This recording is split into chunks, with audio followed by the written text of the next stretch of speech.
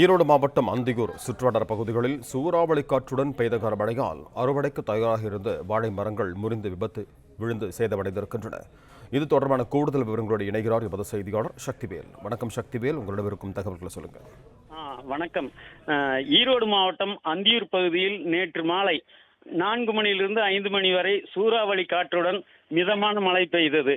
இதில் விவசாயிகள் முக்கியமாக பயிரிட்டிருந்த வாழை மரங்கள் பெருத்த அளவில் முறிந்து சேதமாகியுள்ளன. குறிப்பாக செல்லம்பாளையம், வட்டக்காடு, வரட்டுப்பள்ளம் செக் போஸ்ட், நஞ்சமடை குட்டை, ராமகவுண்டன் கொட்டாய், சங்கரபாளையம், வெள்ளித்திருப்பூர் உள்ளிட்ட பகுதிகளில் நேந்திரன், கதலி, மொந்தன், பூவன் ரக வாழைகள் முறிந்து சேதமாயின.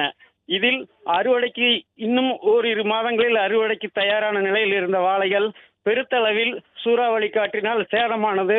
விவசாயிகளுக்கு சுமாராக 1 கோடி ரூபாய் அளவில் இழப்பு ஏற்பட்டுள்ளது. வருவாய்த்துறையினர் இதனை விசாரித்து உரிய இழப்பீடு வேண்டும் என விவசாயிகள் கோரிக்கை விடுத்துள்ளனர்.